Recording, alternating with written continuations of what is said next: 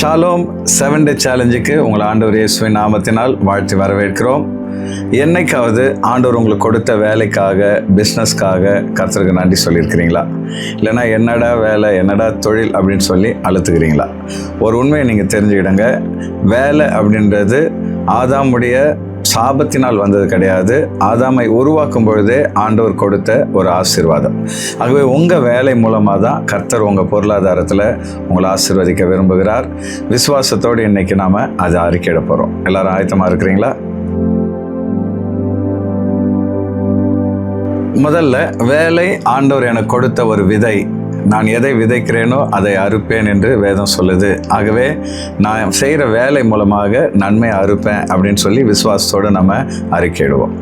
ஆண்டவரே, இந்த நாளிலே கூட நீர் என்னை நம்பி கொடுத்த வேலைக்காக, கர்த்தாவே நீர் நம்பி கொடுத்த தொழிலுக்காக உமக்கு நன்றி செலுத்துகிறேன். இதை ஒரு விதையாக நீங்கள் கொடுத்துருக்கிறீங்கப்பா. ஒரு விவசாயி விதைக்கும் பொழுது எப்படி பல மடங்கு பலனை பெறுகிறாரோ, அதே போல் நம்பிக்கையோடு நாங்கள் வேலை செய்கிறோம், பிஸ்னஸ் பண்ணுகிறோம். கர்த்தர் நிச்சயமாக அதை பெருக பண்ணுவீர் என்ற நம்பிக்கையோடு கூட நாங்கள் அறிக்கையிடுகிறோம். எங்கள் விசுவாசத்தை கனப்படுத்துகிற தேவன் நிச்சயமாக எங்கள் வேலை மூலமாக எங்களை போஷிப்பீர் என்று விசுவாசத்தோடு நாங்கள் அறிக்கையிடுகிறோம். அதை சுதந்திரிக்கிறோம். ஆமேன், ஆமேன், ஆமேன். இரண்டாவது, நாங்கள் தேவனுடைய உடன் வேலையாட்களாக இருக்கிறோம் அப்படின்னு சொல்லி நம்ம அறிக்கையிட போகிறோம். கொரிந்தியரில் பவுல் அதை சொல்லுகிறார். இன்னொரு வகையில் சொல்லப்போனால் ஆண்டவர் எங்களுடைய பார்ட்னர். ஆகவே எங்களுடைய வேலையிலையும் எங்களுடைய தொழிலையும் எங்கள் பார்ட்னர் எங்களை ஆசீர்வதிப்பார் அப்படின்னு சொல்லி விசுவாசத்தோடு நம்ம அறிக்கையிட போகிறோம். ஆண்டவரே, இந்த நாளிலே கூட எங்கள் வேலையிலே, எங்களுடைய தொழிலிலே நீங்கள் எங்கள் பார்ட்னராக இருப்பதற்காக உம்மை ஸ்தோத்தரிக்கிறோம். கர்த்தர் தாமே ஆண்டவரே இந்த வேலையின் மூலமாக, தொழிலின் மூலமாக எங்களை ஆசீர்வதித்து உயர்த்த போவதற்காக உம்மை ஸ்தோத்தரிக்கிறோம்.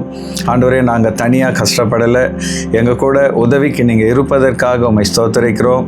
நாங்கள் என்ன செய்யணும், என்ன செய்யக்கூடாது என்று ஆலோசனை சொல்ல ஒரு நல்ல பங்காளராக நீங்கள் எங்கள் கூட இருப்பதற்காக உம்மை மகிமைப்படுத்துகிறோம்.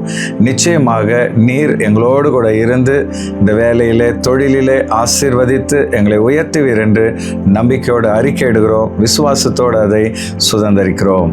ஆமேன், ஆமேன், ஆமேன். மூணாவதா, ஆண்டவர் நம்ம கொடுத்த வேலையை சிறப்பாக செய்கிறதுக்கு விசேஷித்த ஞானத்தை தராராம். நீங்கள் அப்பாகிட்ட கேட்டிங்கன்னா நிச்சயமாக விசேஷித்த ஞானத்தை தந்து உங்களை ஆசீர்வதிப்பார். ஆசரிப்பு கூடாரத்தை செய்ய பெசலேலுக்கு ஞானத்தை தந்த தேவன் நிச்சயமாக உங்களையும் ஆசீர்வதிப்பார். கண்களை மூடி அறிக்கையிடுவோம். ஆண்டவரே, நீங்கள் கொடுத்த வேலையை நான் சிறப்பாக செய்ய நீங்கள் ஞானத்தை தருவீங்கன்னு சொல்லி நான் விசுவாசிக்கிறேன். உங்களில் ஒருவன் ஞானத்தில் குறைவுள்ளவனாக இருந்தால் சம்பூர்ணமாய் கொடுக்கிற தேவனிடத்தில் கேட்க கடவன் சொல்லியிருக்கீங்கப்பா. நம்பிக்கையோடு உங்களுடைய சமூகத்தில் நாங்கள் கேட்கிறோம். ஞானத்தை தாங்க. நாங்கள் எதை செய்யணும், எதை செய்யக்கூடாது என்று எங்களை வழி நடத்துங்க. கர்த்தாவே, நீங்கள் கொடுத்த வேலையின் மூலமாய், தொழிலின் மூலமாய் எங்களை ஆசீர்வதிங்க. நீங்கள் அப்படியே செய்வீங்கன்னு சொல்லி நம்பிக்கையோடு நாங்கள் அறிக்கை எடுக்கிறோம். கர்த்தாவே, அந்த ஆசீர்வாதத்தை விசுவாசத்தோடு நாங்கள் சுதந்திரிக்கிறோம். ஆமேன், ஆமேன், ஆமேன். நாலாவதா நம்ம என்ன அறிக்கையிட போகிறோம் அப்படின்னு சொன்னீங்கன்னா, நம்ம என்னதான் கஷ்டப்பட்டு உழைச்சாலும் பலன் தர்றது கர்த்தர் தான். சில நேரத்தில் கஷ்டப்பட்டு நீங்கள் வேலை செஞ்சுருப்பீங்க, ஆனால் முதலாளி பணம் கொடுக்காம ஏமாற்றிடுவாங்க. ஆனால் சகல பிரயாசத்தினாலும் பலன் உண்டு அப்படின்னு சொல்லி நீதிமொழிகளில் சொல்லப்பட்டது போல் நம்ம படுகிற பிரயாசத்துக்கு கர்த்தர் நிச்சயமாக பலன் தருவார் சொல்லி நம்பிக்கையோடு நாம் அறிக்கையிடுவோம். ஆண்டவரே, நாங்கள் மனிதர்களை அல்ல உம்மை நம்புகிறோம் அப்பா. நாங்கள் பிரயாசப்பட்டு வேலை செய்யும்பொழுது சில நேரத்தில் மனுஷங்க எங்களை ஏமாற்றலாம், ஆனால் நீங்களோ நல்லவரும் நன்மை செய்கிற தேவனுமாக இருக்கிறீங்க. சகல பிரயாசத்தினாலும் பலன் உண்டுன்னு சொல்லியிருக்கிறீங்க. ஆகவே நாங்கள் உழைத்தாலும் கர்த்தாவே ஆசீர்வாதத்தை தரது நீங்கள் தான் ஆண்டவரே. ஆகவே நிச்சயமாக எங்களுடைய உழைப்புக்கு ஏற்ற பலனை நீங்கள் தருவீங்கன்னு சொல்லி நம்பிக்கையோடு நாங்கள் அறிக்கை எடுக்கிறோம். விசுவாசத்தோடு நாங்கள் அதை சுதந்திரிக்கிறோம். ஆமேன், ஆமேன், ஆமேன். அஞ்சாவதா, வேலையின் மூலமாக வர வருமானத்தில் படிப்படியாக கர்த்தர் நம்மளை ஆசீர்வதிப்பார் சொல்லி நம்ம விசுவாசத்தோடு அறிக்கையிட போகிறோம். அதாவது கைப்பாடாய் சேர்க்கிறவனோ விருத்தி அடைவான் அப்படின்னு சொல்லி நீதிமொழிகளை நம்ம பார்க்குறோம். கைப்பாடாக சேர்க்கிறதுனா கொஞ்சம் கொஞ்சமாக பாடுபட்டு உழைத்து சேகரித்தல். ஆகவே கண்களை மூடி நம்பிக்கையோடு அறிக்கையிடுவோம்.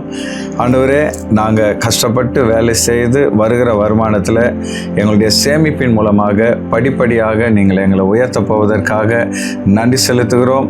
கர்த்தாவே, கடனிலிருந்து நாங்கள் மீண்டு வர வரவும், நாங்கள் சேமிக்கிற அளவு கர்த்தர் எங்களுக்கு ஆசீர்வாதத்தை கொடுக்க போவதற்காகவும் உள்ளத்தின் ஆழத்திலிருந்து உம்மை நாங்கள் துதிக்கிறோம். விசுவாசத்தோடு நாங்கள் அறிக்கையிடுகிறோம். படிப்படியாக பொருளாதாரத்தில் எங்களை ஆசீர்வதித்து மேலான நிலைக்கு கொண்டு வருவீங்கன்னு சொல்லி நாங்கள் விசுவாசிக்கிறோம். இயேசுவின் நாமத்தினால் அதை நாங்கள் சுதந்தரிக்கிறோம். ஆமேன், ஆமேன், ஆமேன். ஆறாவதா நம்ம என்ன அறிக்கையிட போகிறோம் அப்படின்னு பார்த்தீங்கன்னா, வாங்குகிறதை பார்க்கிலும் கொடுப்பதே பாக்கியம் அப்படின்னு சொல்லி வேதத்தில் நம்ம பார்க்குறோம். ஒருவேளை வாங்குகிற நிலைமையில் நீங்கள் இருந்தீங்கன்னா, இனி வர நாட்களில் கொடுக்கிற நிலைமையில் அப்பா உங்களை ஆசீர்வதித்து உங்கள் வேலையில் ப்ரமோஷனையும் இரட்டிப்பான வருமானத்தையும் தந்து உயர்த்துவார். விசுவாசத்தோடு நம்ம அறிக்கையிடலாமா? ஆண்டவரே, வாங்குகிறதை பார்க்கிலும் கொடுப்பதே பாக்கியம்னு சொல்லியிருக்கிறீங்கப்பா. அதே போல் உபாகமத்தில் நீங்கள் சொல்லியிருக்கிறீங்க, நீயோ அநேகம் பேருக்கு கடன் கொடுப்பாய், நீ கடன் வாங்க மாட்டாய் என்று வாக்களிச்சிருக்கிறீங்க. இந்த வாக்கு தத்தங்களை நம்பிக்கையோடு நாங்கள் அறிக்கையிடுகிறோம். இயேசுவின் நாமத்தினால் எங்கள் வேலையிலே நீர் எங்களை உயர்த்த போவதற்காக ஸ்தோத்திரம். இரட்டிப்பான வருமானத்தை கொடுக்க போவதற்காக உமக்கு ஸ்தோத்திரம். கர்த்தர் தாமே வாங்குகிற கைகளாய் இருக்கிற எங்கள் கைகளை கொடுக்கிற கைகளாய் மாற்றப் போவதற்காக ஸ்தோத்திரம்.